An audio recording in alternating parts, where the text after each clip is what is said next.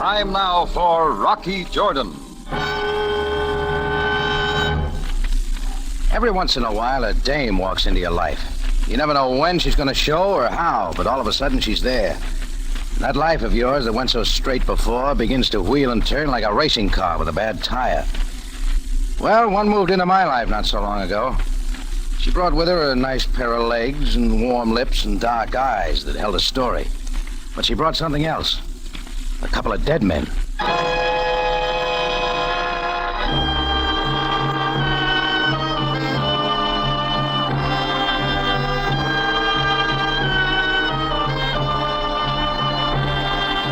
Not far from the Mosque Sultan Hassan in Cairo stands the Cafe Tambourine, run by Rocky Jordan. The Cafe Tambourine, crowded with forgotten men, clouded with the smoke of Oriental tobaccos, alive with the babble of many languages. For this is Cairo, gateway to the ancient East, where adventure and intrigue unfold against a backdrop of antiquity. Tonight's story, Escapade with Paula.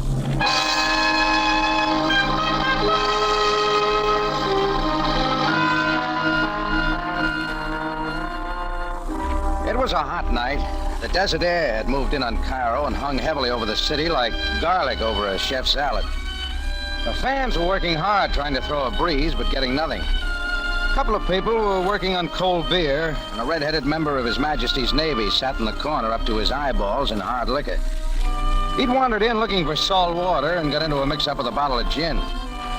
By 1:30, all the customers had gone except the sailor. I decided to throw an early latch on the front door. So I had Chris help me lift him and walk him out. All right, Chris, easy with him. Yeah. Come on, Red, wake up time. Rocky, I want you to know this is the best brewing cafe in the world. Yeah, sure.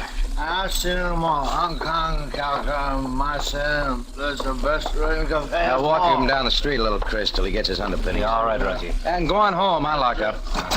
Right. Come on, Red. Yeah.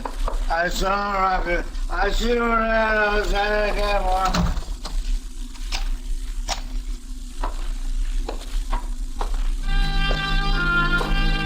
I went up the flight of stairs leading to my room just off a balcony overlooking the main floor. When I opened my door, I saw her. She was standing by the window looking out onto the Cairo street. She was tall and a little too thin. She turned when she heard me come in, and the light from the street lamps caught her face. It was white, accented by a pair of dark eyes and topped off with a flock of black hair. It figured she'd make someone a swell birthday present. Mr. Jordan, What's the matter, lady? Get lost? I've been waiting for you. Well, you got the wrong place. The Cafe Tambourine? That's downstairs. I thought it would be better up here. I don't remember giving out with an invite. You did not? Maybe you better pick up your heels and move out the way you come in. Mr. Jordan, I came up here earlier in the evening when no one was looking. I've been waiting for you ever since. The least you could do is listen to me. Yeah, all right. Who are you? May I have a cigarette first? Sure. Thank you. All right, let's have it. My name is Paula Dupré. I'm new to Cairo. Well, lots of people are. I've come here for something important. Everybody comes to Cairo for something important, or else to get away from something important. I'm looking for somebody. There's nobody here. He's my husband.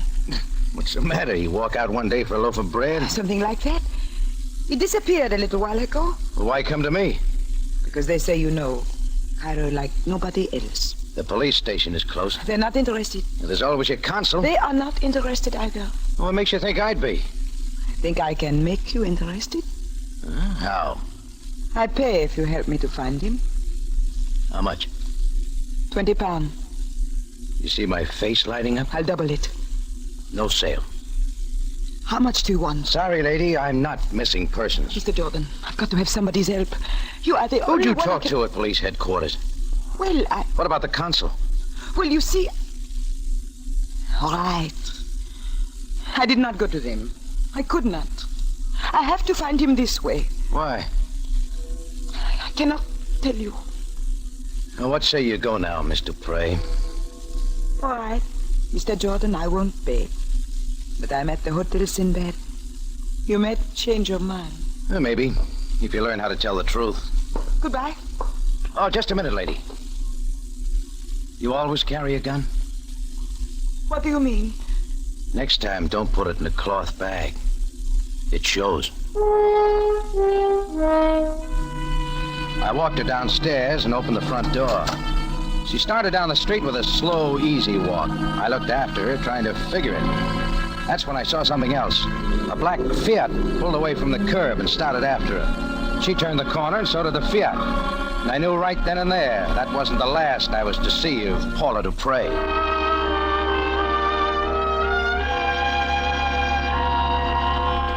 Chapter 2 came the next morning. I was on my way to Sharia El Alfi to check on a consignment of Turkish liquor. The street was fairly crowded, and at first I didn't see the two men sidle up to me. But when I saw the flash of sunlight reflecting off a piece of steel, I knew I had company. To the right of me walked a small Egyptian with a nose like a bent cruller carrying a shiv. On the other side stood a tall Arab wearing a pointed black beard and a burnous. He figured to be top man because he did the talking. Good afternoon, Mr. Jordan. It was until you showed. Please step into this archway, Effendi. We have something to talk about. You're making a mistake, buddy. Our interests are different. Mr. Jordan, perhaps you did not see Hasim's knife?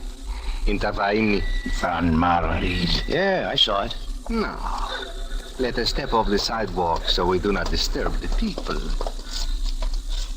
All right, buddy. What are you selling? Wisdom, Effendi. You got the wrong boy. I wouldn't know what to do with it. A young lady came to see you last night. So you peek over transoms. She was a very lovely young lady from France. Don't get jealous. She doesn't mean anything to me. She is looking for someone in Cairo and wishes you to help her find that person. You drive a black Fiat that follows girls at night. Hasim and I both wish that you do not join her in the search. Want to tell me why? Hasim and I also suggest that there are many other girls in Cairo. You do not have to see this one again. Well, that's a lot of advice, Buster. What if I don't take it? Then I shall be impelled to call upon Hasim and his knife. And you will take the place of that wooden post, Effendi. They left the knife sticking in the post, and then they were gone.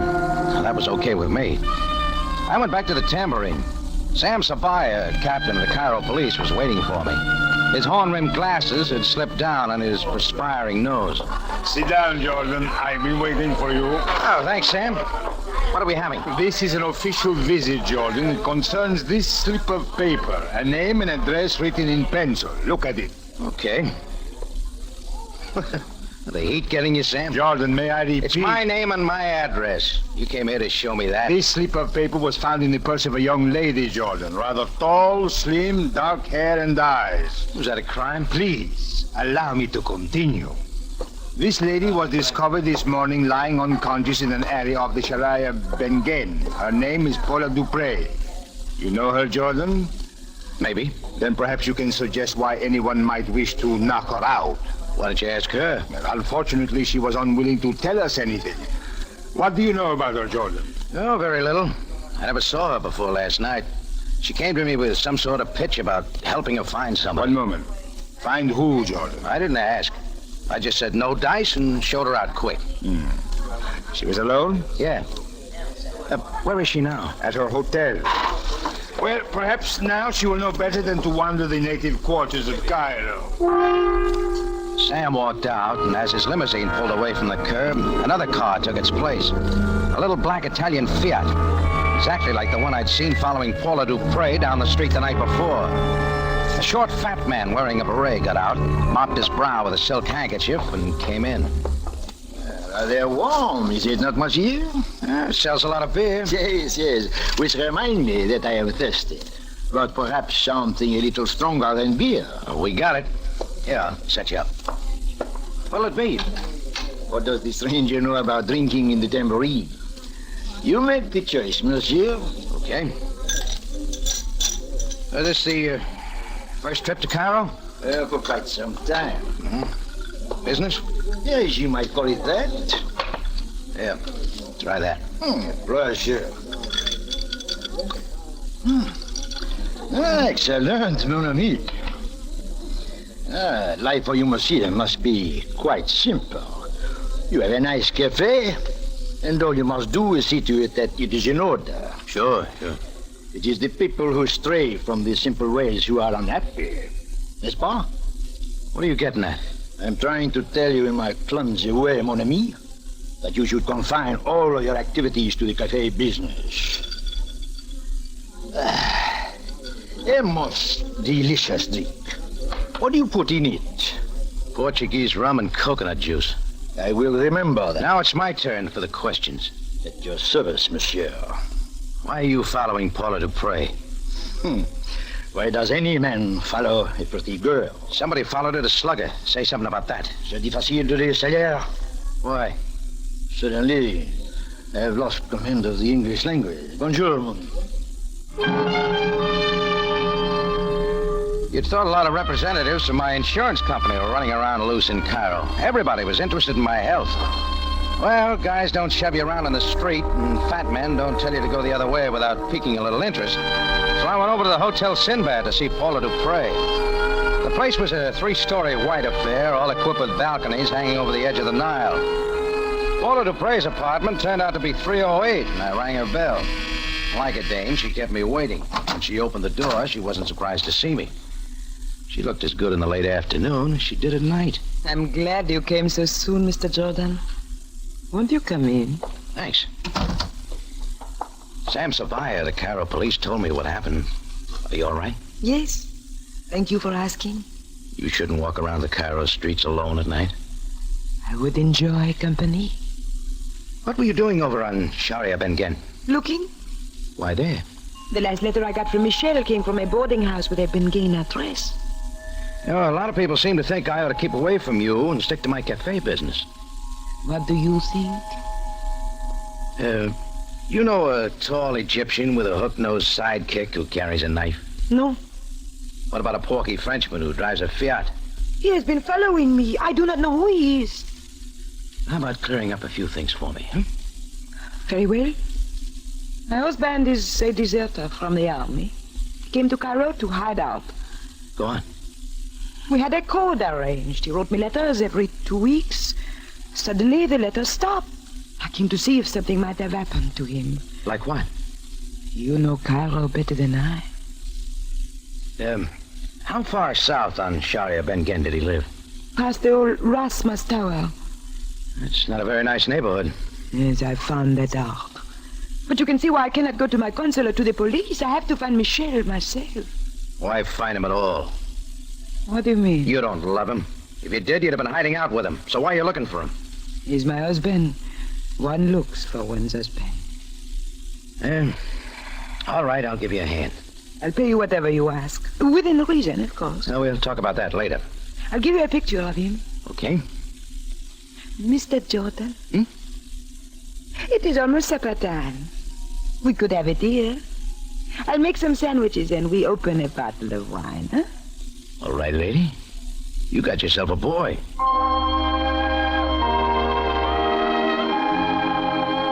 In a little while, I was calling her Paula, and she had dropped the Mr. Jordan.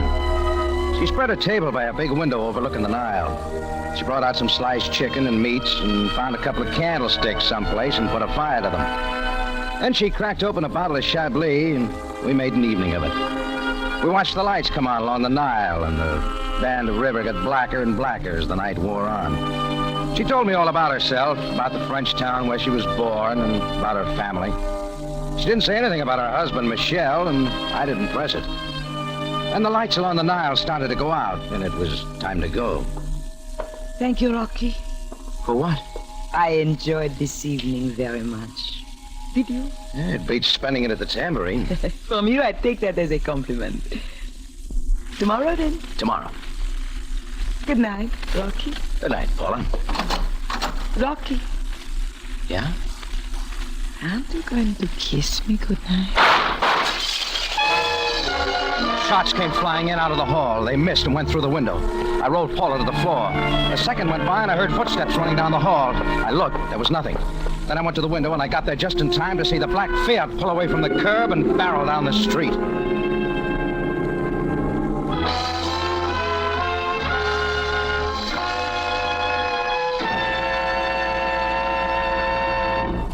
You are listening to Escapade with Paula, tonight's adventure with Rocky Jordan.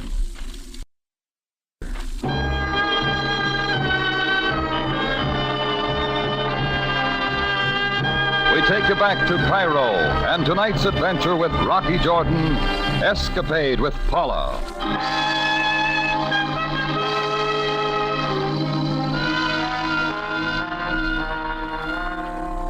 It all began when a girl named Paula Dupre asked me to find her husband. Then a tall Egyptian with a hawk-nosed sidekick and a puffy Frenchman moved in to warn me off.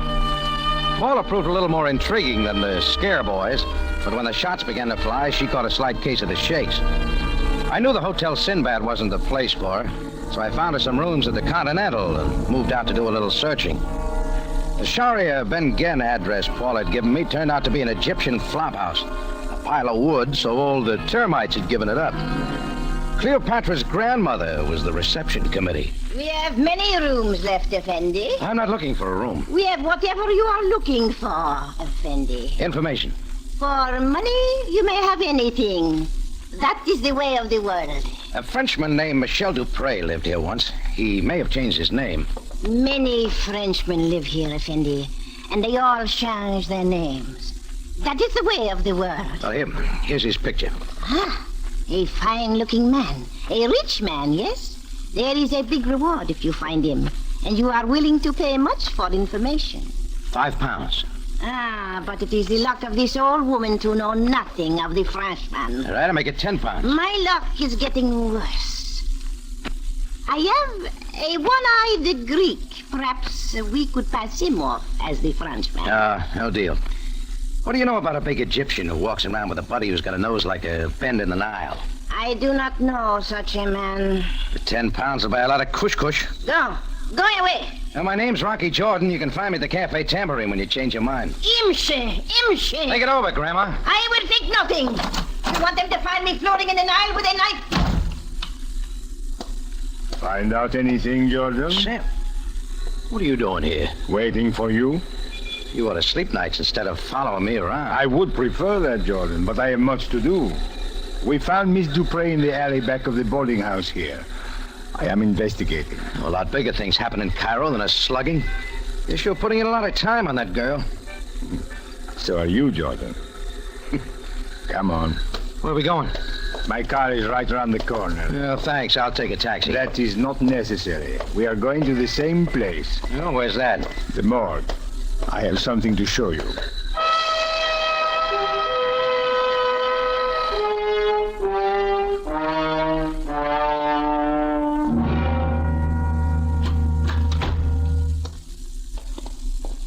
This way, Jordan. The third table. Observe, Jordan.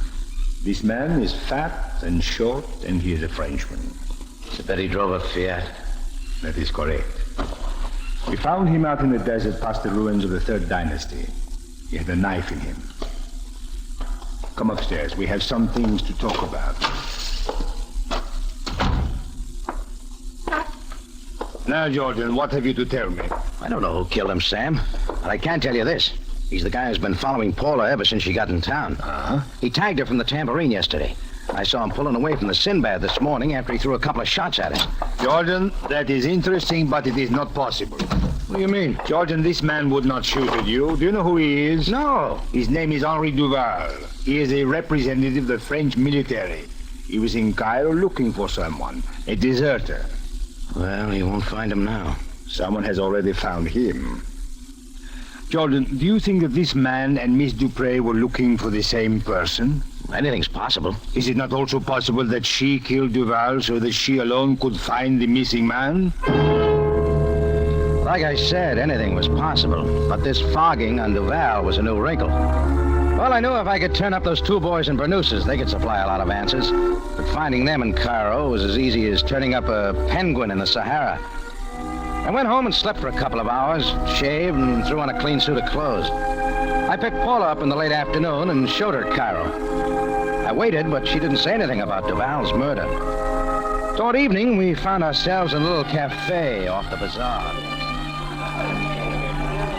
What is this place called? Oh, the Dib Barn. It means the flies. It's sure full of them. Ah, I think it is very nice. Yeah? Oh, I've had a grand time today, Rocky. I could stay in Cairo forever. Some people do. What does that mean? Duval's not leaving. Who is he? The man in the black Fiat. He was with the French government. He was looking for Michelle, too. Oh. Somebody killed him. You know anything about it, Paula? No. Sabaya thinks you might have done it. And what do you think? I don't know. You still don't trust me, do you? It's usually easier not to trust a person. But you want to trust me. Isn't that it, Rocky? Something like that. Buy me a drink. Just a minute, Paula. We thought Duval was the one who shot at us up at the Sinbad, but it wasn't. It was somebody else. Like who? One of those two crummy Egyptians who bumped me on the street, or your husband. Why would Michelle shoot at me or you? You tell me. I do not know. Maybe he doesn't want to be found. You ever think of that? Yes. Sometimes I even wish there were no such men. Yet you still want to find him. I have to. Why? One looks for one's husband. You tried that out on me before. It doesn't have much power. What's the real reason? I can't tell you now. When can you? When we find him? All right, Paula. I'll hold you to it. Pardon me, Effendi. But does the gentleman remember a poor old lady who runs a boarding house on Shari Bengen? A poor old lady whose luck was so bad that even for money, she did not know a Frenchman who disappeared? Who is she, Rocky? Just a minute, Paula. Has your luck changed, Grandma? I have been thinking over the ways of the world. I cannot give you the Frenchman, but for money, I can take you to that tall Egyptian with the pointed beard you are looking for. The 10 pounds still hold. But, Effendi, the ways of the world are more expensive. 20 pounds. I pay it, Rocky. Okay. Come then, Effendi. I shall take you to him. I want to go with you, Rocky. Go on back to the tambourine and wait for me. I'll bring him to you. But, Rocky, I want Come on, old woman. Let's find our friend.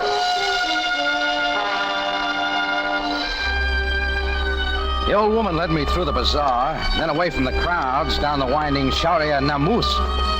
Just where it turned down toward the river, we went into a decaying brownstone house, up a flight of stairs and down the dingy hallway. Then she suddenly stopped, pointed to a door. There, Effendi! And ran away fast.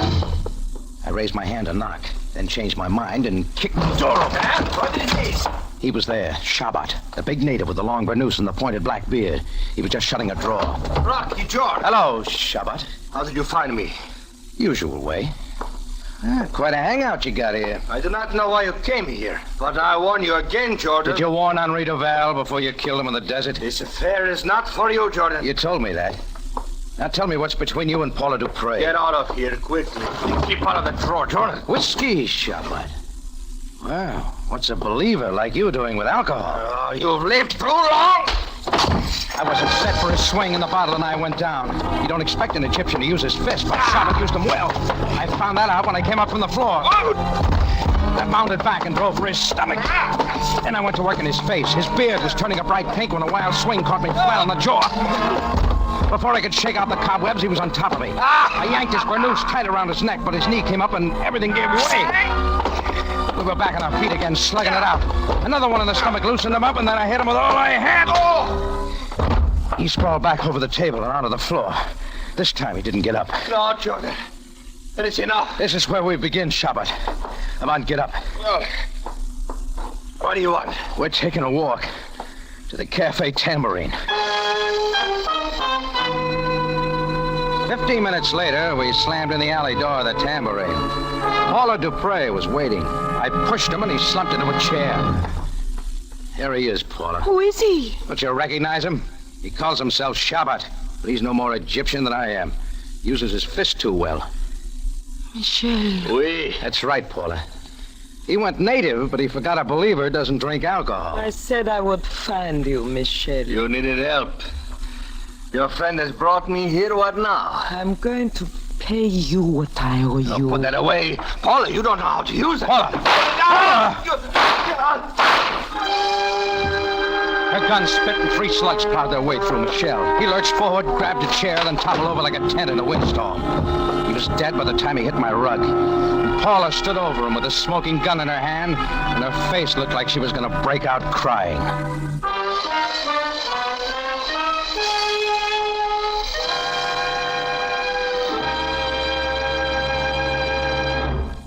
You are listening to Escapade with Paula, tonight's adventure with Rocky Jordan.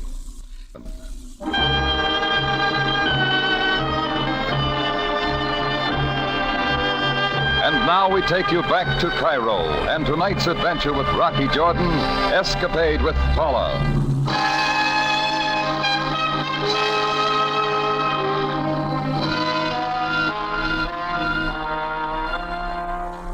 Put the sucker tag on me.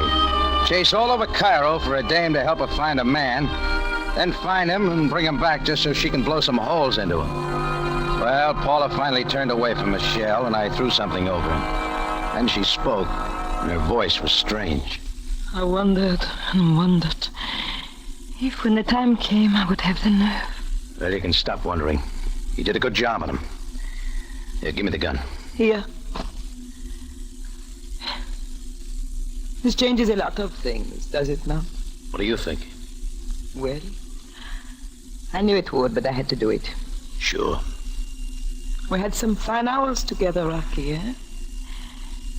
I think I had more fun in those few hours than ever before. Well, you took care of ending it. I guess we could have had a lot more fun. We just met too late. Something like that. I'm sorry I had to use you as I did. But it was the only way to find him. At least it was the way you picked. You want to tell me why you did it? He was no good. In what way? In lots of ways, no good. But I owed it to him for what he did to me and to my sister. She lived with us after we got married. She had no other place to go. She was young. She didn't know very much. Michel was my husband, but I guess it didn't mean much to him. She slashed her wrists one day because of what? I see. The law couldn't do anything to him. Her death was a suicide. I had to do it by myself. What now, Rocky? Oh, I don't know. Are you going to turn me in? I haven't worked it out yet. You will not have to work it out, Jordan. I will work it out for you.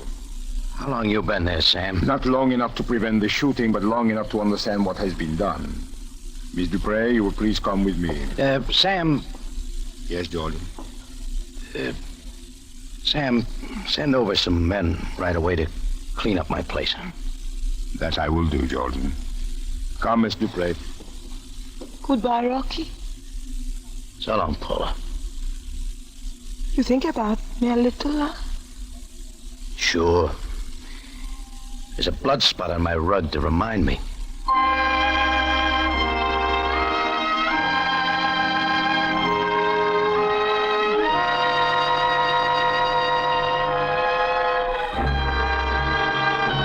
It's CBS at this same time next week for another story of adventure and intrigue when we take you back to Cairo and the Cafe Tambourine run by Rocky Jordan. Jack Moyles plays the title role, the story by Larry Roman and Gomer Cool. Rocky Jordan is produced and directed by Cliff Howell with original music by Milton Charles. This is CBS, the Columbia Broadcasting System.